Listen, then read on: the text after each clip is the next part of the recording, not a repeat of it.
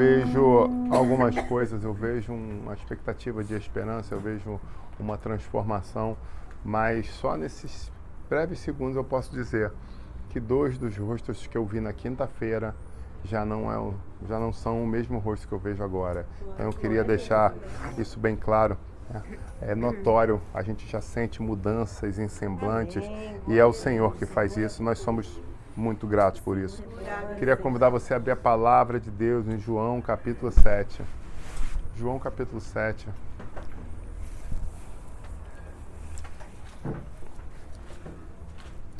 João capítulo 7, a partir do verso 37, vai falar sobre a promessa do Espírito Santo. E foi um episódio que ocorreu exatamente em tabernáculos, só que no Novo Testamento. E aí é interessante porque começamos a ministração explicando, pastor, hoje é um dia que esta igreja, o Ministério Apostólico Goel, ministra e fala sobre tabernáculos. E alguém pode dizer, não concordo com isso porque isso é uma questão judaizante. Na verdade é importante nós entendermos a Bíblia como um todo, né? E quando a gente estuda a Bíblia e lê de novo, e aí quando você passa de 10 vezes que você leu a Bíblia, aí a gente pode começar a debater algumas coisas. Pastor, isso é arrogância. Não, não é arrogância. Algumas pessoas veem alguns pregadores falando algumas coisas na internet e tomam aquilo por verdade absoluta. Onde o meu pregador principal, que é Jesus Cristo, fala, vocês pecam por não conhecer as Escrituras e não conhecer o poder de Deus. Então, quando a gente escuta o mestre dos mestres falando isso, eu acho que eu não posso me contentar somente com uma fonte, mas eu tenho que escutar e eu tenho que beber da fonte. Os bereanos nos dão uma aula sobre isso no livro de Atos dos Apóstolos. Quando o apóstolo Paulo chega com a pregação do Evangelho de Cristo, com a palavra do Messias, a promessa do Messias se tornando realidade, eles falaram, muito bom esse discurso, mas vamos fazer o seguinte, semana que vem a gente se encontra de novo, porque essa semana a gente vai pegar o que você falou, vai lá nas Escrituras, ver se está fundamentada, semana que vem a gente volta. E aí eles fizeram isso. E na outra semana, cara, realmente a gente pesquisou, ouvimos o que você disse e tudo está se encaixando. Queremos ouvir mais sobre o Messias. Então é isso que Jesus Cristo espera da igreja e muitas pessoas não fazem disso, né? Quando fala tabernáculos, não, essa igreja é judaizante. Não, calma, que judaizante. Vamos na palavra. E o Senhor Deus falou que algumas festas teriam que ser celebradas a Ele. Então não é hoje, não. Você que é meu adorador precisa de uma forma atemporal, traduzindo daqui até a minha volta, até que eu venha para arrebatar a igreja para uma nova história, vocês precisam guardar algumas coisas. Entre elas está a Páscoa, entre elas está tabernáculos e entre elas está Pentecostes. Quando nós entramos em questões judaizantes, por exemplo, nós temos o Hanukkah. O que é o Hanukkah? É uma festa específica que o judeu faz de um memorial de uma situação que ele passou. Ok, é uma festa judaica. Aí você vai falar, nós comemoramos nessa igreja o Hanukkah? Não, nós não comemoramos o Hanukkah porque nós não somos judaizantes. Mas Purim também é uma específica que é dada ao povo judeu. Perfeito? Agora, Páscoa, Tabernáculos e Pentecostes, essas 3 são festas do Senhor. Então vamos começar essa ministração trazendo essa explicação. E eu vou dizer que essa talvez seja a principal festa. A festa de Tabernáculos traz a todos nós uma grande revelação e eu espero que no transcorrer dessa mensagem você veja o que eu vi e aí no final a gente pode tentar chegar a um consenso junto, assim como os bereanos fizeram.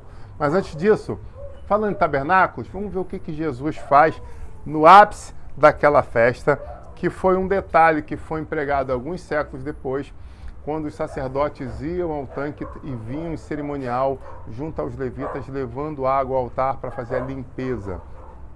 Então, ele fala, versículo 37, no último dia, o grande dia da festa, Jesus pôs-se em pé e clamou, dizendo, se alguém tem sede, venha a mim e beba. Quem crê em mim, como diz a Escritura, rios de água viva correrão do seu ventre. E isto disse ele do Espírito, que havia de receber os que nele crescem, porque o Espírito Santo ainda não fora dada, por ainda Jesus não ter sido glorificado. Então, essa mensagem foi trazida de uma forma muito especial no quê? No principal dia, no último dia da celebração, exatamente. Então, onde Jesus estava? Em Jerusalém. Fazendo o quê? Celebrando a festa. Então, já começa aí, eu acho que já o hashtag Fica a Dica encaixaria aí, né? Apesar que minha filha fica me zoando com esse negócio de hashtag coisa de coroa, né? Mas, ó, caguetei mesmo. Fala mesmo, fica me zoando, essa coisa de coroa, fala hashtag. Vai fazer o quê, né? São quase meio século de experiência. E aí eu falo, hashtag Fica a Dica. Cinquentenário. Aí tem um... A mensagem de hoje tem como título É Momento de Celebração. Sabe, eu preciso começar falando sobre um tipo de pessoa específico. Que tipo de pessoa é essa? Hoje, quando eu olho rapidamente para o nosso entorno, nós vemos que nós temos várias profissões sentadas aqui. Algumas nobres, outras talvez não.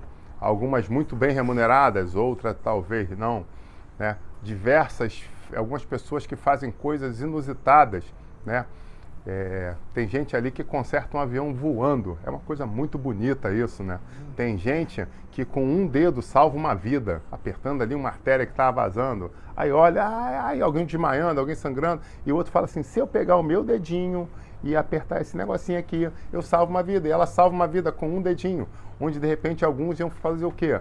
Desmaiar, entrar em desespero, correr, tentar fazer torniquete. Mas são o quê? São expertises de pessoas que buscaram uma construção dentro da sua área profissional. Amém, igreja? Amém.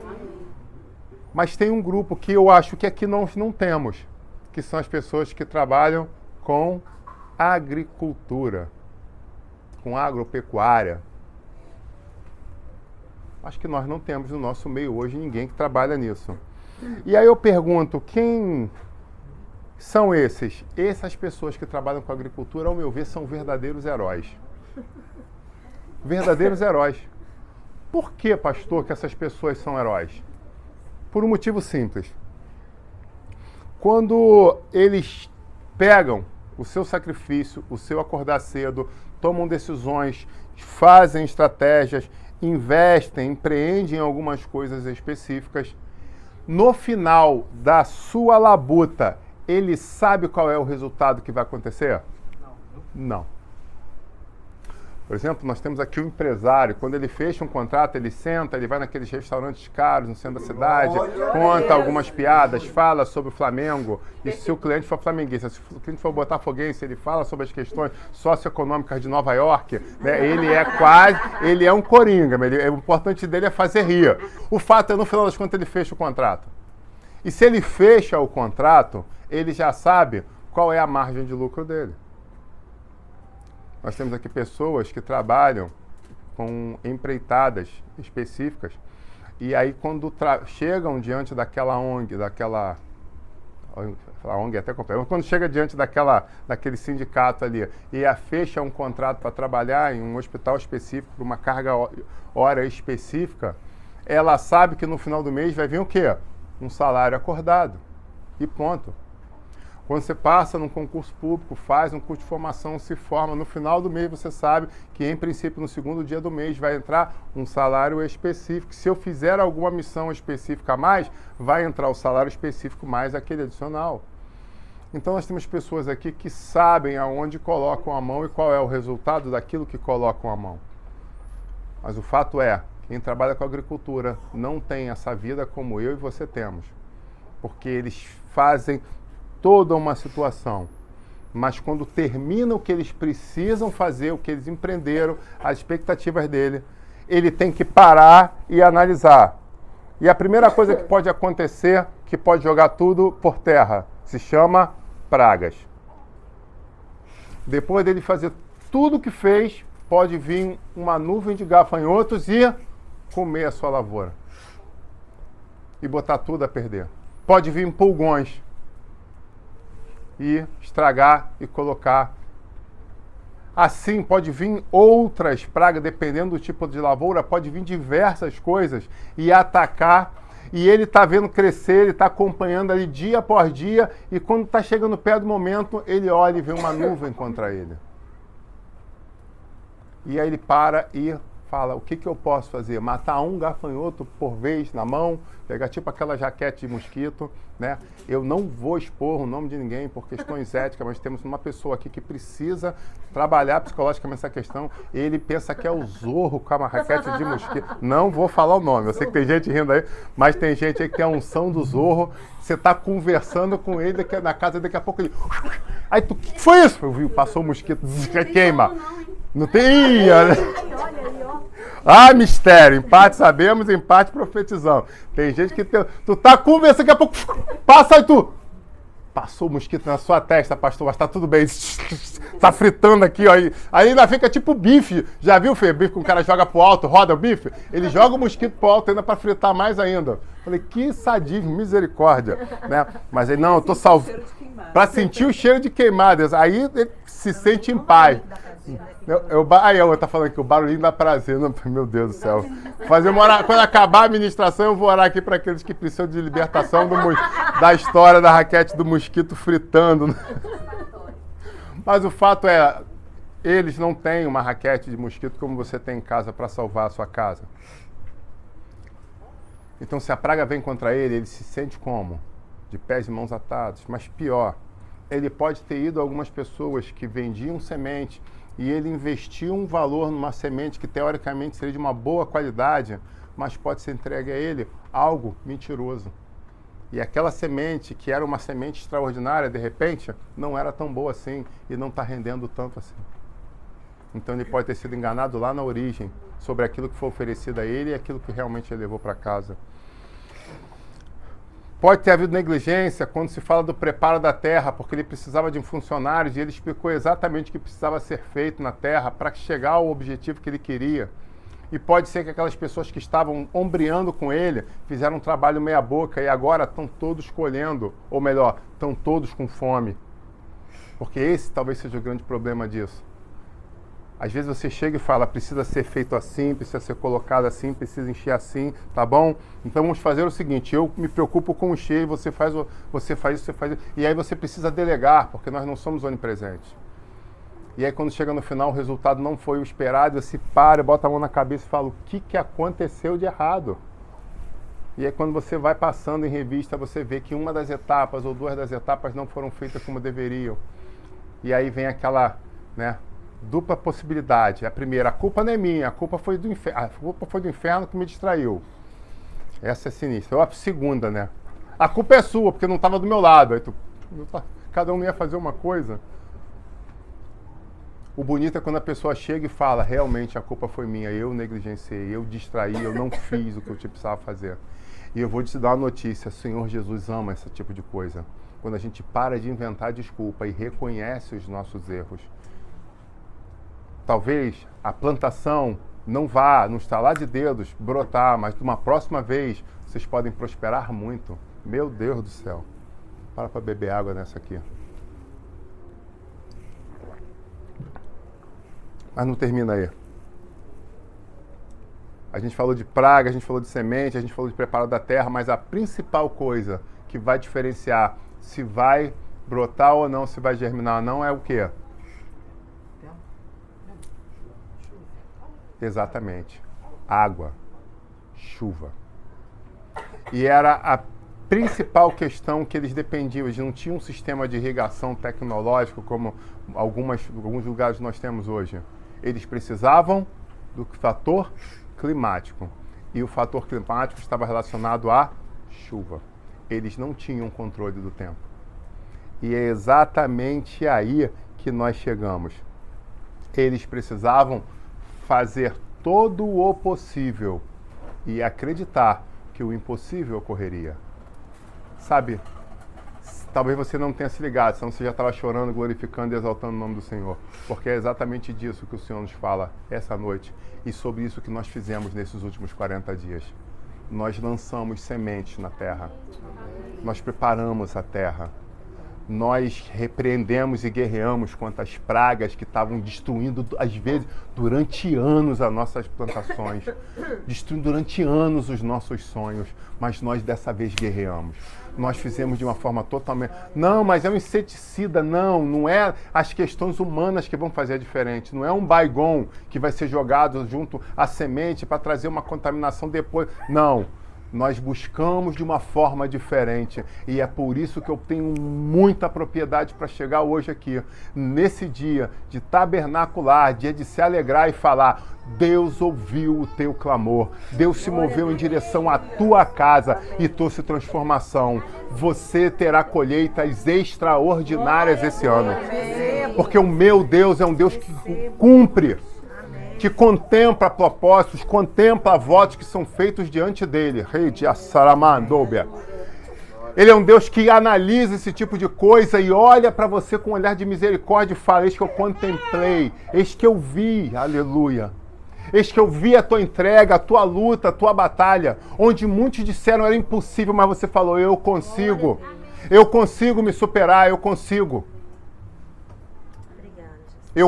me controlar. Eu consigo fazer diferente. Eu consigo.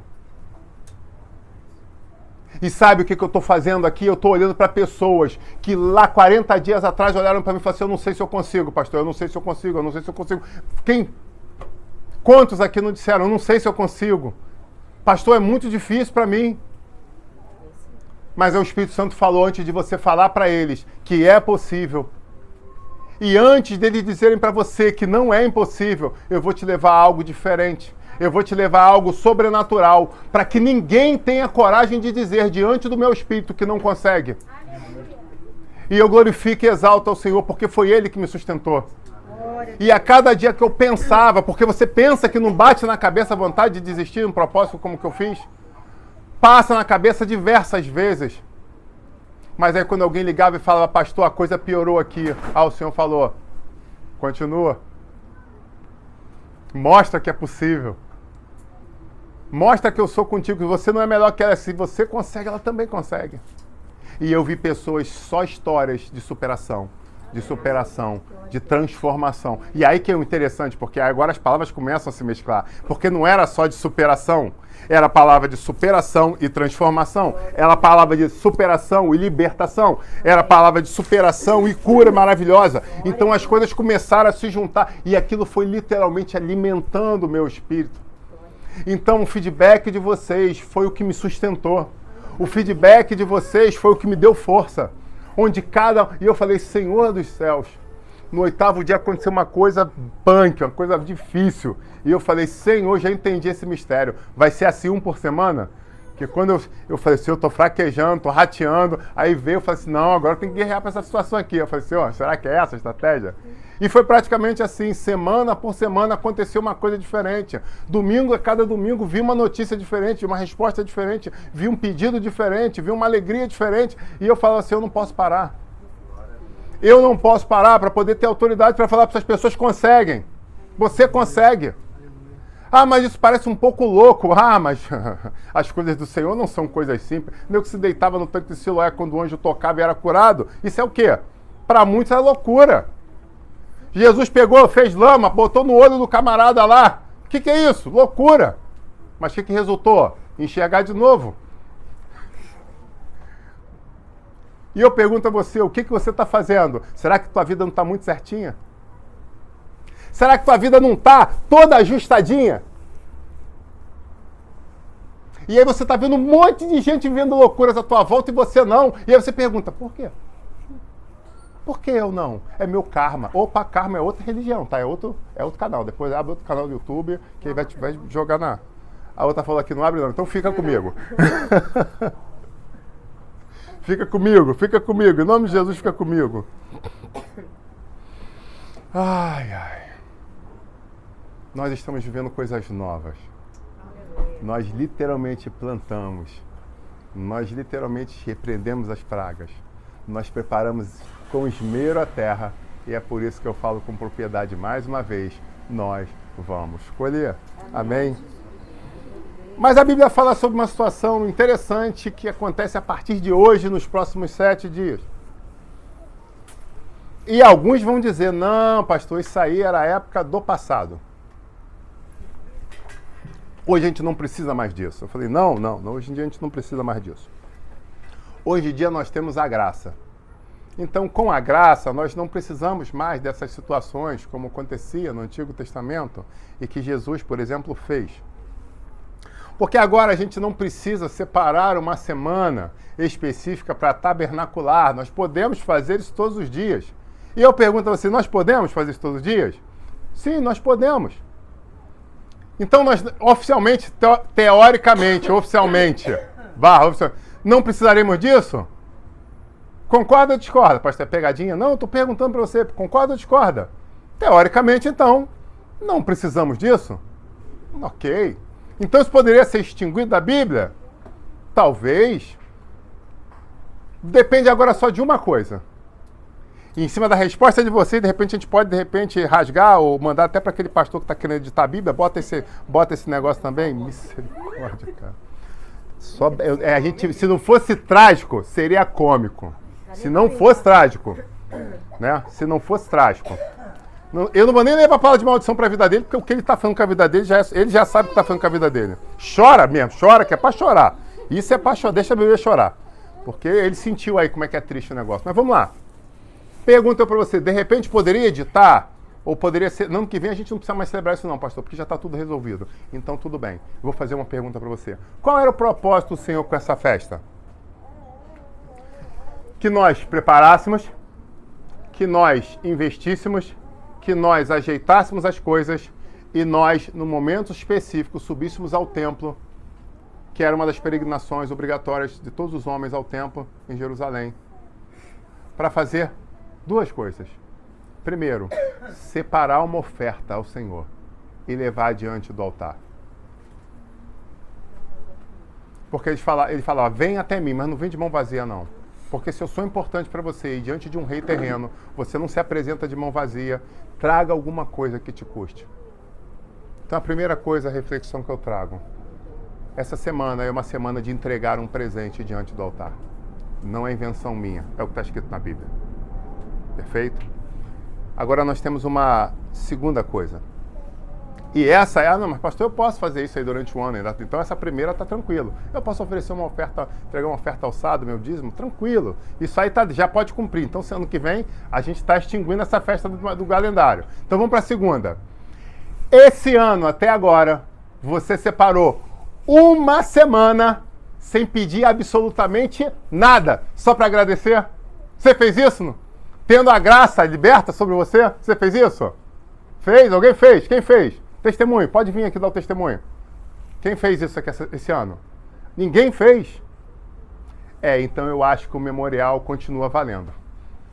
Porque nós somos expert em pedir coisas.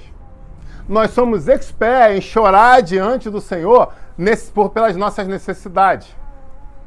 Mas quanto de nós separa uma semana no ano sem pedir nada, só passando a memória, passando a limpo e agradecendo?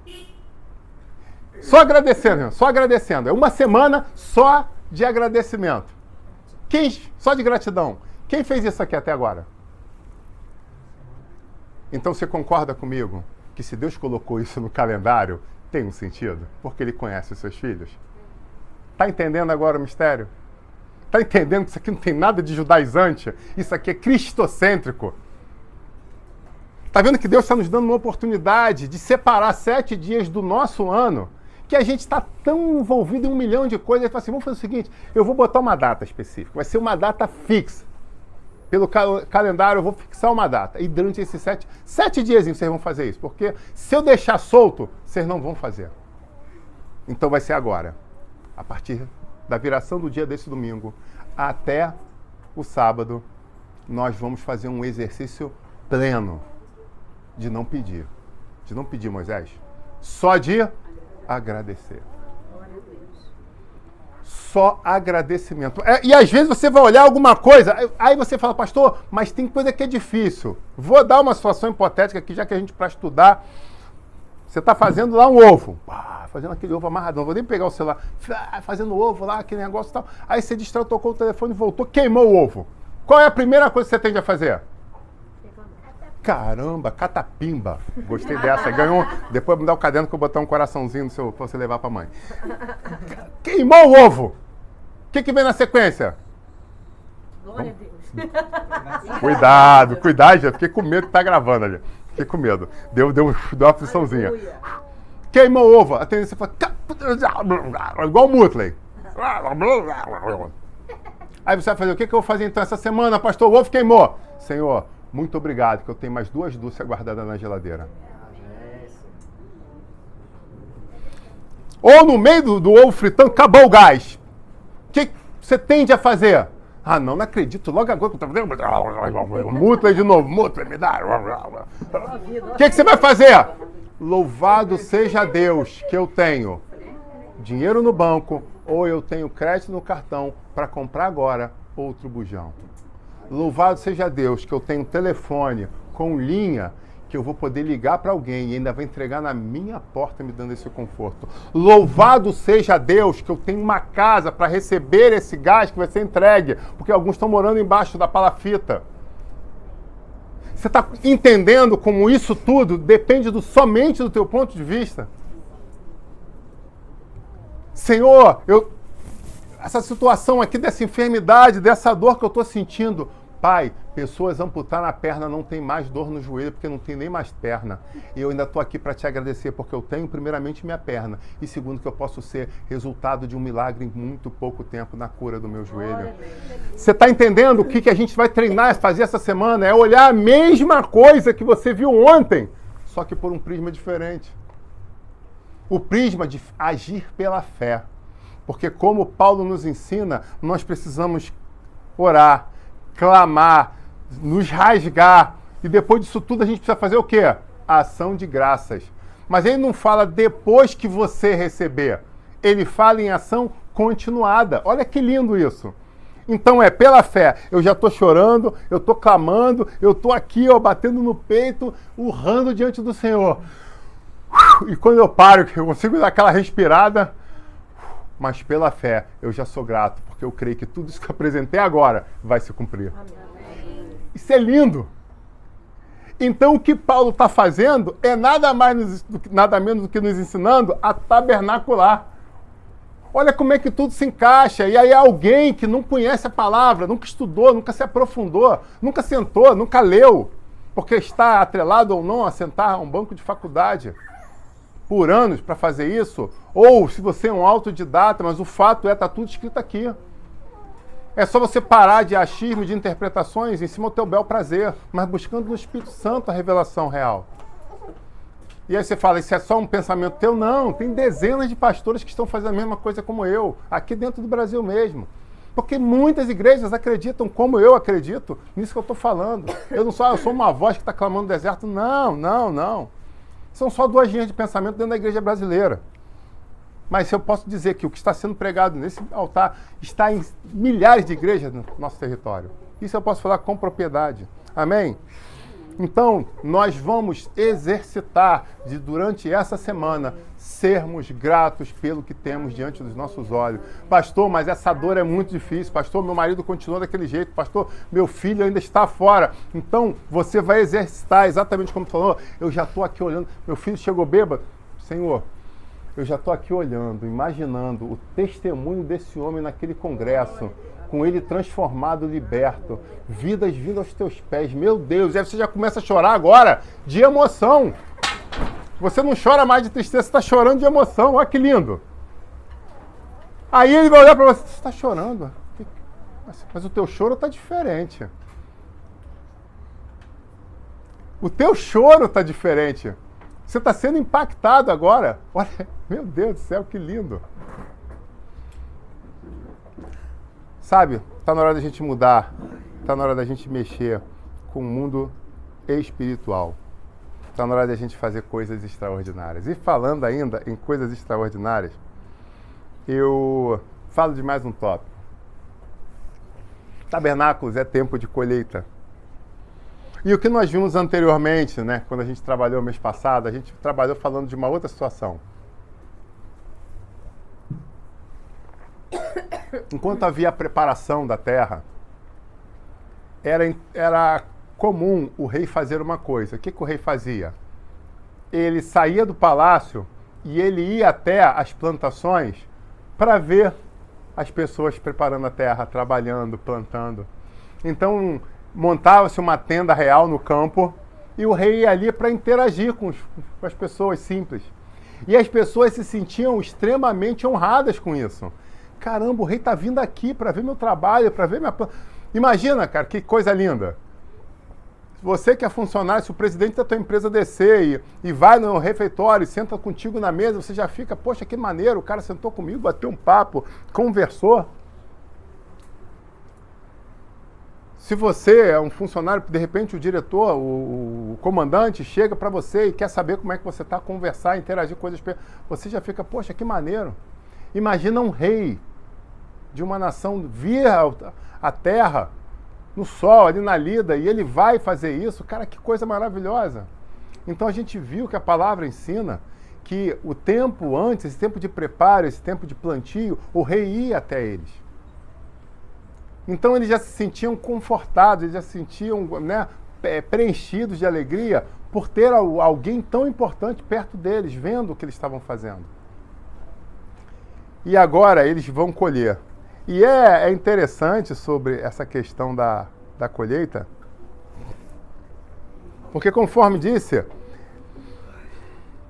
o rei estava ali, contemplando, mas não se bastava a questão da decisão do rei, ou a palavra do rei, para ver se ia dar certo ou não. Nós tínhamos que sair da esfera terrena e ir para a esfera sobrenatural. E aí é por isso que entra a questão que eles clamavam para que houvesse chuva, para que germinasse. Sabe, não está no esboço, mas eu sinto de parar uma coisa, preciso parar nesse momento e te dizer uma coisa.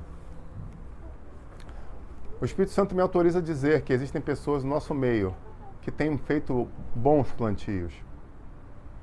Tem pessoas que têm preparado a terra nos últimos anos, têm provisionado, têm ajustado, têm, sabe aquele negócio? Aberto os sulcos na profundidade correta, têm escolhido sementes corretas a serem lançadas, mas que não estão verdadeiramente vivendo colheitas extraordinárias. Deixa eu te falar uma coisa. Você está fazendo as coisas certas, sim, mas você está muito pautado nas questões naturais, nas questões humanas.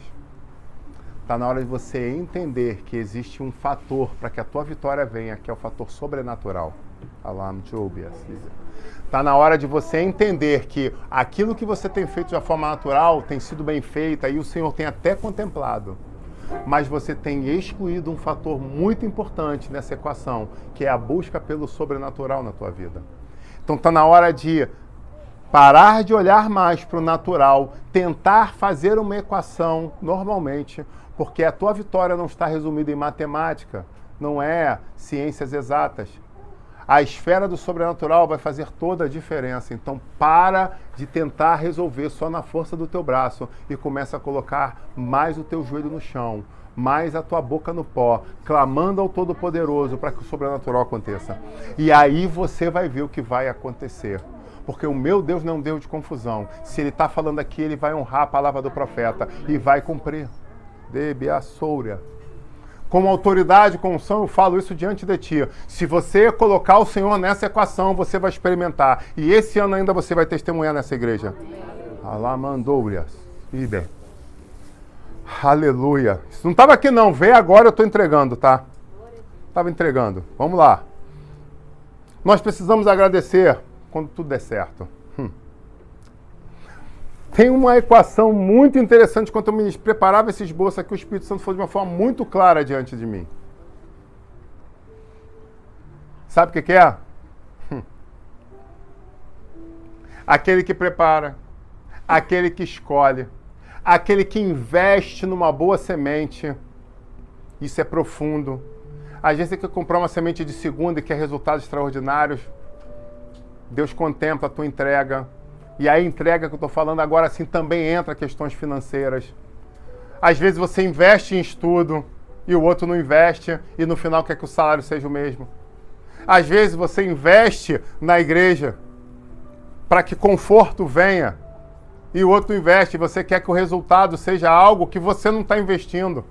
Aí o Espírito Santo tá tipo assim, eu tenho mandado semente para você, eu tenho falado para você fazer. Você não faz, você é muito cara de pau. Você não faz, você não investe e quer resultado. Meu Deus, não tá nos bolsos, não estava no meu coração isso não, mas vê agora eu tô entregando. Tô entregando, tem que entregar, eu entrego. Não tem tempo ruim com isso.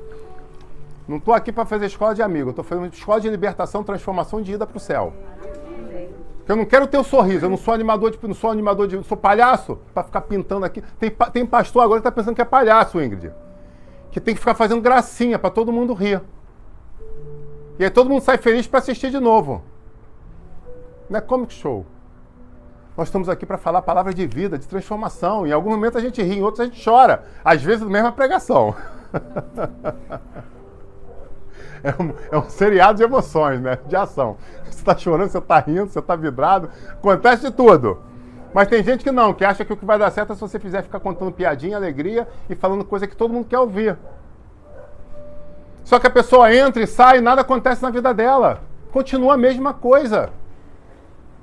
Mas quando eu olho para cá, eu estou vendo transformação de vidas, transformação de famílias, libertação. Isso é muito lindo, Paulo. Muito lindo. Você olha e fala assim, cara, o que aconteceu? Às vezes eu paro, literalmente sento sozinho, fico no silêncio e falo, meu Deus do céu, o que está acontecendo com aquela família? Meu Deus, que lindo. Guerra está pegando, essa coisa está linda e eu estou aqui glorificando, exaltando. De vez em quando sou afligido, sou afrontado. Seu maldito, seu miserável, eu falei, contigo eu não tenho nada. E vamos continuar guerreando. Sabe, tem gente que pensa que a vida de pastor é muito confortável, né? Deixa eu te dizer ontem aqui, tá? Ontem. Cansado, já estava pronto para deitar, estava recolhido, deitado na cama.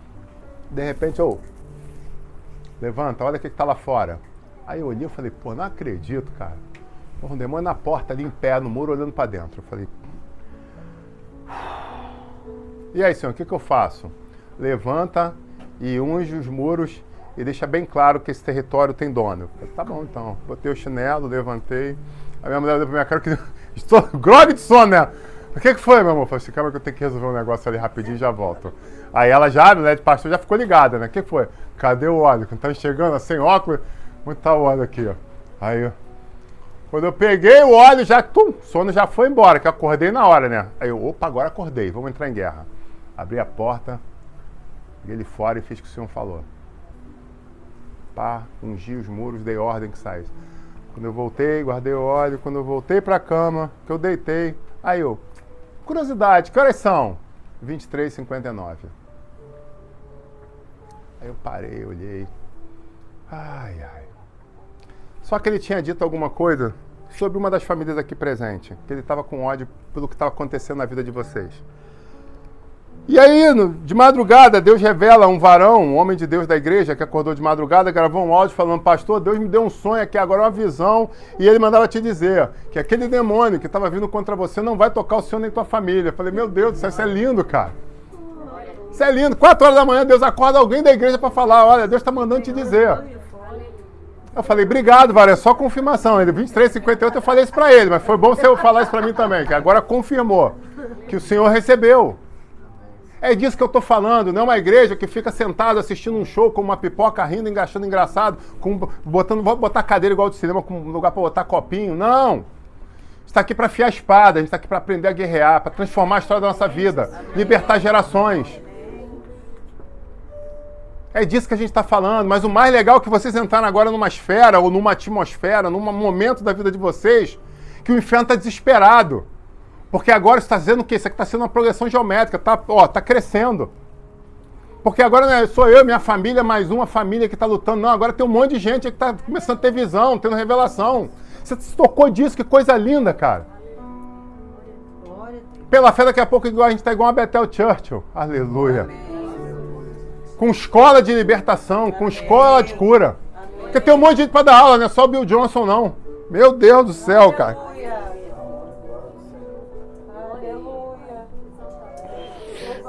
Deus do céu, muito forte isso.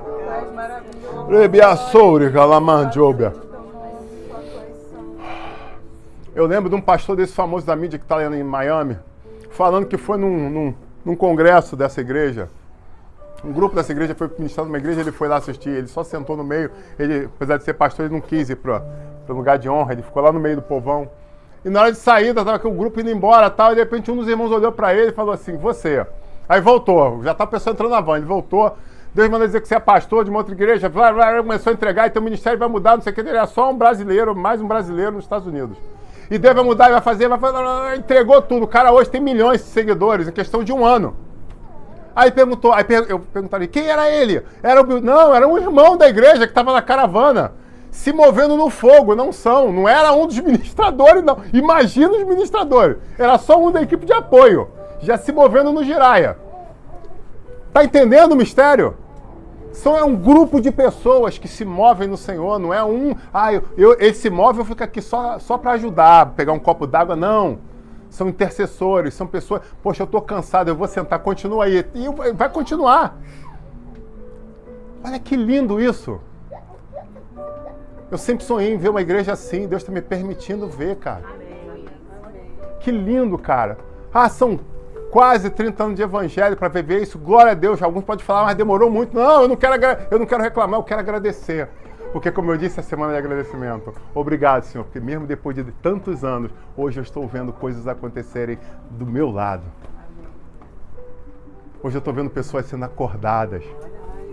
Sabe, é interessante, eu conversando hoje com uma pessoa que conseguiu detectar um problema de uma família que é evangélica há 30, 40, 50 anos, que o demônio oprime duas pessoas em 2 gerações da família. E que eram coisas que estavam muito nítidas, mas que ninguém enxergava.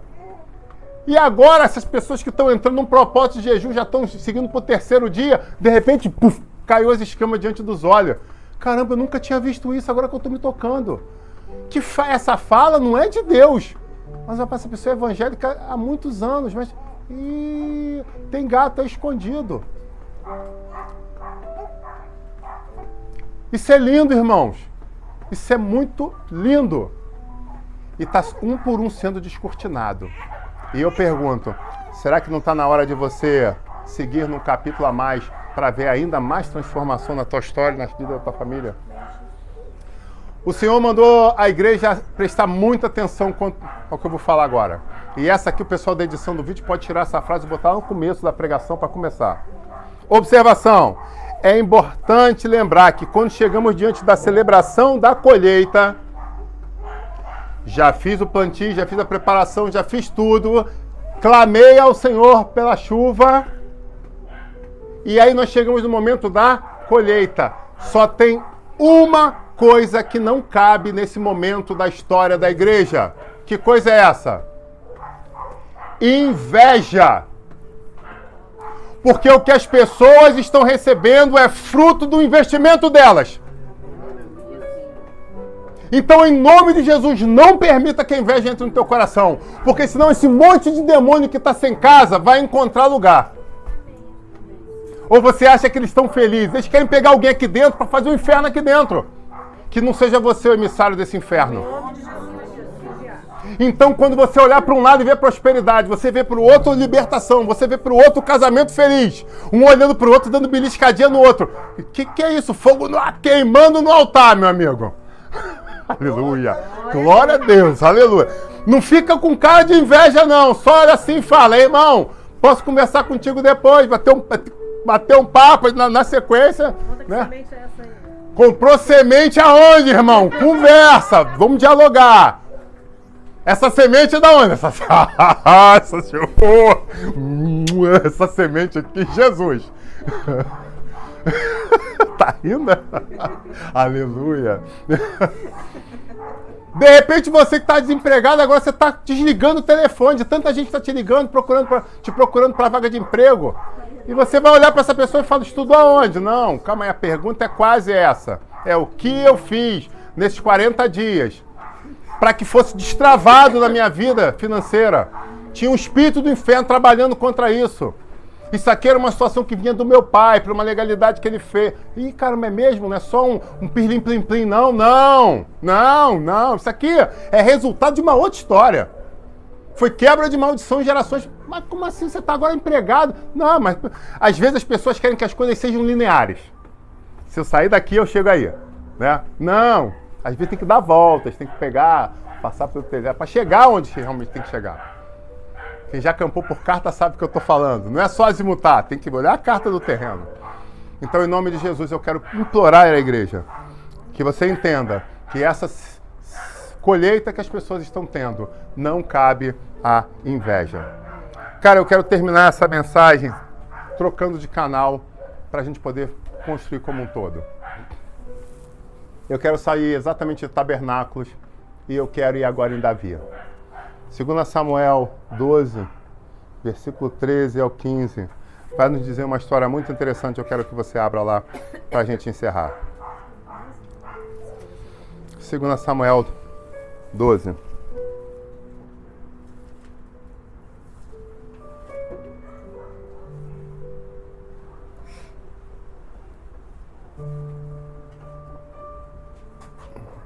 Cadê?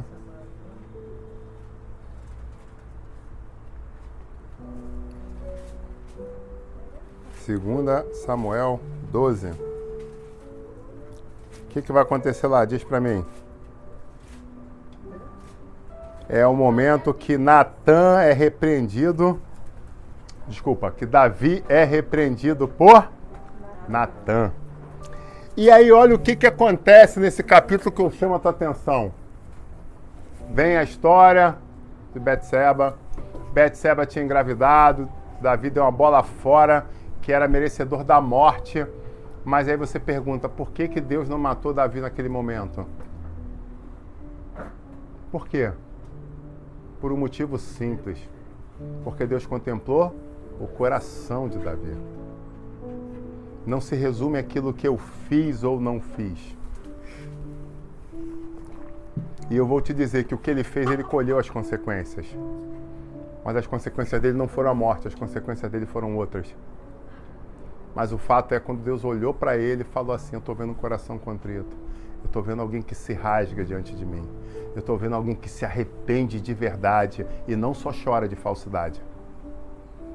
Quantos de vocês aqui já tiveram a experiência de estar com uma pessoa dela chorando copiosamente? Parece que vai morrer de desespero. E você fica até tipo assim, caramba, né? Tô condoído com essas lágrimas, meu Deus, dói demais. Só de orar você sente a dor. Mas eu não sei se você já buscou intimidade com o Espírito Santo que dá aquela catucada, tipo assim, fake. Aí tu o quê? Fake, tudo fake. Fake. Vai lá tomar uma água lá e volta que... Mas já volta com o cajado na mão, porque quando parar essa lágrima aí, você já vai bater. Fala, senhor, mas eu tô sentindo a dor, senhor. Tudo falsidade. Alguém já teve essa experiência? Eu já tive. Não foi uma vez só, não. De tu olhar, de tu falar assim, meu Deus do céu, senhor, mas tem certeza? O negócio tá doendo ali de verdade, senhor. Fake. Tá chorando de vergonha, não é de arrependimento. Uau! Porque uma coisa é você ser descoberto do erro e você tá chorando desesperadamente porque me pegaram. A outra coisa é você chegar e falar assim, eu me rasgo, eu me rendo, eu me arrependo. É muito diferente. Deixa eu só te dar essa notícia aqui. É muito diferente. Davi, quando se rasgou diante do Senhor, o Senhor contemplou, esquadriou o profundo coração dele e falou, isso aqui é sincero. Tá arrependido. Então não vou matar. Segue o barco. Segundo tempo. Vamos para outra oportunidade. Lindo, né? Só que aconteceu uma coisa na sequência. A criança fica doente. E aí eu pergunto para você, o que Davi fez? E aí vamos lá. Versículo 15, 2 Samuel 12, a partir do 15. Então Natã foi para sua casa e o Senhor feriu a criança que a mulher de Urias dera a Davi. E adoeceu gravemente. A criança adoeceu gravemente. E buscou Davi a Deus pela criança. E jejuou Davi. E entrou e passou a noite prostrado sobre a terra. Em outra explicação, passou com o rosto no pó. Passou com a cara no pó, chorando e clamando a madrugada inteira. E aí você pergunta, foi só isso? Aí alguns falam, não, esse negócio dessa igreja que esse pessoal está em jejum, isso é religiosidade. Vamos no texto. Então, versículo 17, os anciãos de sua casa se levantaram e foram a ele. para o levantar da terra. Porém, ele não quis. E não comeu pão com eles. O que está dizendo então? Ele continuou o jejum. 18. E sucedeu que ao 7º dia... Meu Deus do céu. Tem gente que já entendeu o recado aqui de Deus, né? Tem gente que já entendeu. Tem gente que já entendeu, né? E sucedeu que ao 7º dia morreu a criança. Aí alguém podia dizer, revoltante, ultrajante. Quem é o dono da vida? Quem dá a vida e quem tira a vida? Ele falou isso nos 40 dias. Quem dá a vida, quem tira a vida é ele. É a história que ela falou da irmã, Deus a tenha, que tropeçou dentro de casa, que bateu com a cabeça a morte cerebral. Como assim? Ela tá doente? Não! Normal, perona. Escorregou dentro de casa, pum, bateu com a cabeça, morte cerebral. Ele é o dono da vida, a gente não entende. Mas aí eu vou te dizer, com toda a propriedade do mundo, que ao meu ver, esse é um dos textos mais extraordinários da Bíblia. Pastor, profundo isso, hein? Vou te dizer que esse texto é um dos textos mais extraordinários da Bíblia. Como psicanalista, eu olho e falo assim, isso aqui, meu amigo, é para poder fazer tese de doutorado. Porque ele viu a situação da criança, ele não pensou 2 vezes, ele já saiu do trono direto para o chão. Ele não pensou, não, vou me preparar aqui, não, já entrou em jejum direto. Já botou a boca no pó, não interessa quem ele era, o poder que ele tinha ali diante do Altíssimo, ele sabia que não era nada. E ele foi pro pó clamar, e ele sabia que a criança estava gravemente. Ah, mas calma aí, ele era rei, ele podia pegar agora ali o melhor barco, mais melhor, para levar para os melhores médicos na Mesopotâmia, no Egito, na Bíblia. Não! Ele não pegou o dinheiro dele, a riqueza dele, e levou para lugar nenhum, não. Sabe o que ele fez? Ele levou para os pés do Senhor a situação. Isso aqui é um recado de Deus para muita gente aqui que tem filho pequeno. Não adianta você tentar com a força do teu braço resolver com a força do teu dinheiro. É o Deus Todo-Poderoso que cura. É o Deus Todo-Poderoso que faz e acontece. Ah, pastor, mas eu tenho um bom plano de saúde, eu vou procurar. Não estou falando isso. Eu estou falando que ele entendeu claramente. Esposa, tá com você, chama os médicos, vê aí, porque eu vou fazer uma outra caminhada. Eu vou num outro viés. Você cuida da criança, eu vou diante do médico dos médicos, do Senhor dos Senhores, de Jeová Nissi, de Jeová Jirê, de Jeová Rafa, eu vou nele. Você procura o médico aí, vai lá, chama com o conselheiro, tal, o primeiro-ministro, pede ajuda, leva, manda chamar lá para ver o que está com. Mas eu não vou ficar velando. Eu já vou agir. Está entendendo esse mistério? Tem muitos pais aqui que eu espero que vocês não precisem passar por isso. Mas se algum dia vocês chegarem perto de alguma coisa como esse, saiba exatamente qual é a forma que precisa ser seguida. Ele se prostrou por 7 dias. E sucedeu que ao 7º dia a criança morreu. E os servos temiam de dizer a Davi que a criança estava morta, porque dizia, eis que sendo a criança ainda viva, lhe falávamos, porém não dava ouvidos à nossa voz. Como, pois, diremos agora que a criança está morta? Por que mais lhe afligiria? E Davi ali viu que o nego estava conversando meio borocochô, meio assim preocupado, ele já movido no Espírito de Deus, 7 dias no jejum, sensibilidade no talo. O que ele fala? Aí a criança morreu. Aí eles, sim, meu rei, a criança está morta. E eu quero que você acompanhe esse texto, que é o ápice desse momento, que é um dos mais importantes da Bíblia para mim. Tirando o sacrifício de Jesus e as revelações do Apocalipse, eu posso dizer que isso aqui deve ser a terceira parte mais importante para mim. O que Davi fez é uma lição para o corpo de Cristo no século 21. A palavra diz, Davi se levantou da terra, se lavou, se ungiu, mudou de roupa, e a quinta coisa, foi pro enterro? Foi pro braço da mulher? Foi entrar em desespero? Foi procurar um Deus novo? A quinta coisa que ele fez, ele entrou na casa do Senhor e o adorou. Meu Deus do céu, cara. Ele tinha acabado de perder o filho. Ele não sai... Não, 7 dias eu tô aqui, largado no pó, humilhado. Então ele vai, e ele sabia que não podia ser apresentado na frente do Senhor de qualquer jeito no templo. Então ele faz o cerimonial da lavagem, lava-se, unge, muda de roupa e entra na casa do Senhor e o adora. Então foi a sua casa. Meu Deus do céu, cara, que estrutura emocional. Ele senta, pede pão e ele comeu. Aí o povo surtou. Falei, não, calma aí, cara. Que isso? O cara tava lá largado, que deu um mendigo jogado no chão, né? Largado em si, no seu... Agora tá com fome, que eu não tô entendendo mais nada, agora que a criança morreu. E disseram os servos, que isso que fizeste? Pela criança vivia, jejuaste, choraste. Porém, depois que a criança morreu, você se levantou e comeu pão?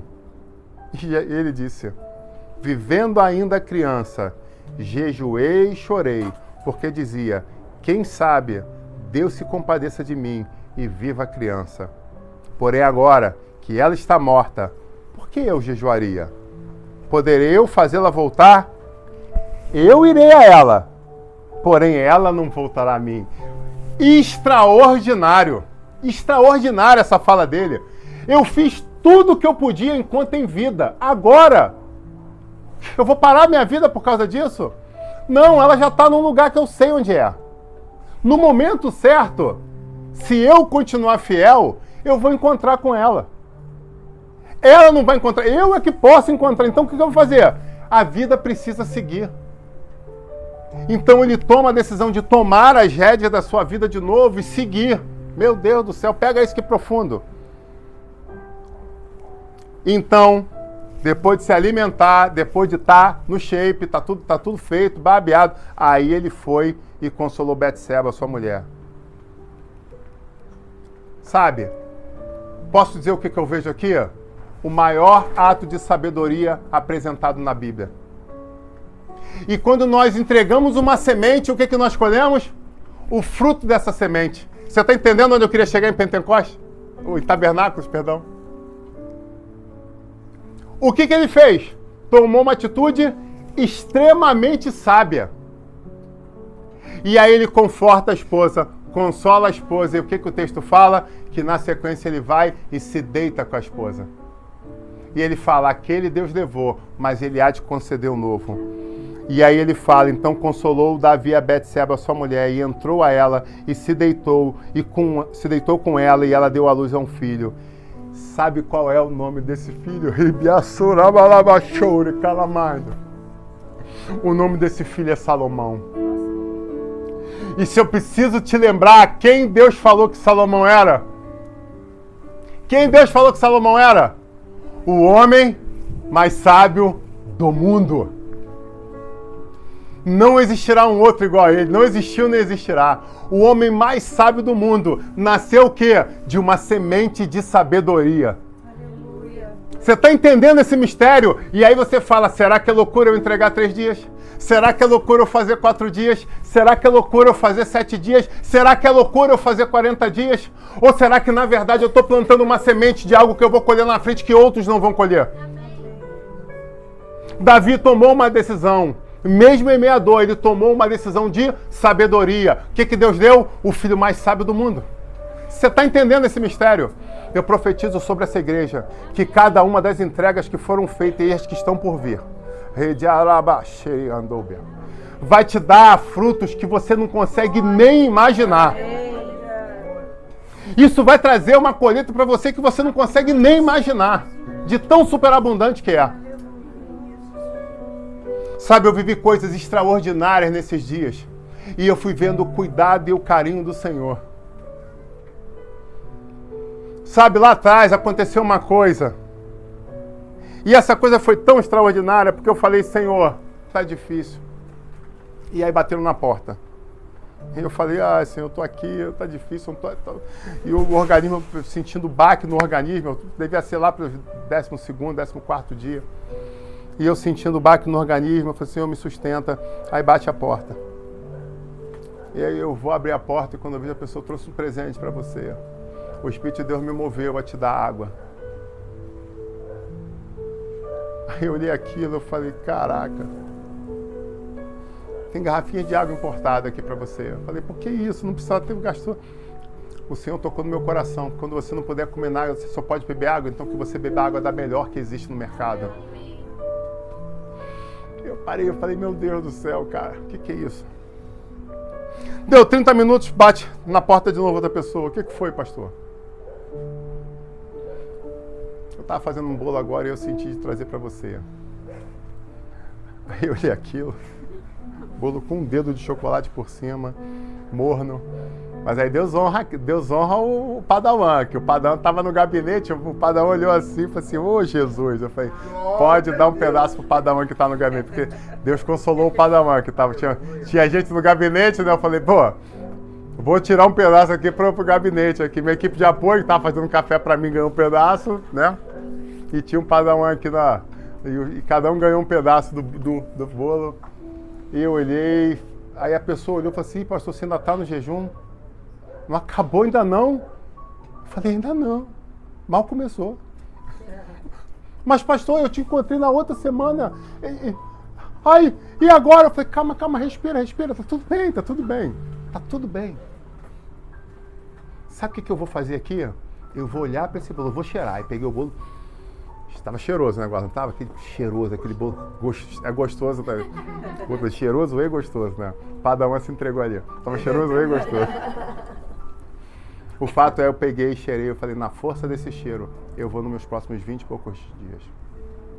Agora eu vou congelar, vou pegar, vou botar na cozinha, vou pegar um papel alumínio depois que esfriar, vou botar no congelador. Você pode ter certeza que quando eu entregar na manhã, no meu primeiro café da manhã, eu vou comer esse bolo.